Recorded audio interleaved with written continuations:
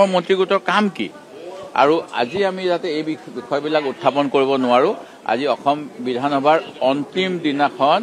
অন্তিম পৰ্যায়ত এই কথাটোকে কৈছে ইয়াতকৈ আৰু দুৰ্ভাগ্যজনক কথা হ'ব নালাগে মোৰ কথা হ'ল যে যদি প্ৰয়োজন হয় আমাক যদি সুযোগ দিয়ে মই কম অসম বিধানসভাৰ সৰ্বদলীয় এটা প্ৰতিনিধি দল বৰ্তমানৰ অধ্যক্ষৰ নেতৃত্বত দিল্লীলৈ যাব লাগে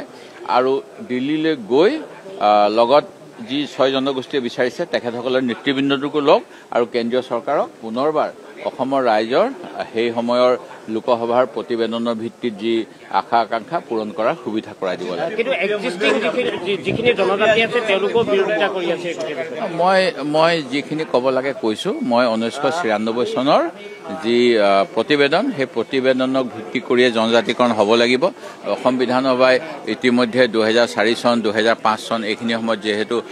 প্ৰস্তাৱ প্ৰেৰণ কৰিছে আৰু অসম বিধানসভাৰ সকলো দলৰ সদস্যক লগত লৈ আনকি সেই সময়ৰ বিজেপি দলৰো নেতৃত্ব তাত উপস্থিত আছিল বিপিএফ দলৰ আছিল অসম গণ পৰিষদৰ আছিল আৰু কংগ্ৰেছ দলৰো আছিল এই সকলোৱে মিলি পেলাই যেহেতু প্ৰতিবেদন ইতিমধ্যে মেমৰেণ্ডাম দিছে তাৰ পিছত আৰু নতুনকৈ কি ক'ব লগা আছে মই নাজানো সেই গতিকে মই মোৰ মুখত কোনো কথা আনিব নালাগে মই 1996 ৰ প্ৰতিবেদনত যি সমাধান সূত্ৰ দিছে সেই অনুসৰি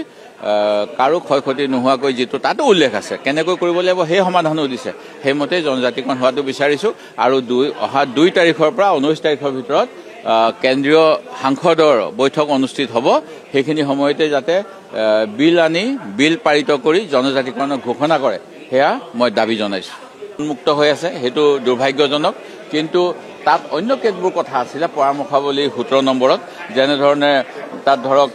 স্পেশাল সেন্ট্ৰেল এসিস্টেন্ট দিব লাগে বুলি কৈছিল আৰু এটো অসম চৰকাৰে বিজেপি চৰকাৰ 2014 চনত অহা আগলৈকে পাই আছিল হেগতিকে তিৱাৰী আয়োগৰ এটা প্ৰতিবেদনৰ ৰূপায়ণ অসম চৰকাৰে সেই সময়ত কৰি আছিল যদিও প্ৰতিবেদন মুকলি হোৱা নাছিল বা হৈছিল 87ত তাৰ পিছত এই মতে কাম হৈ আছিল তাৰ পৰৱৰ্তী সময়ত অন্য এটা কথা আছিল যে অসমক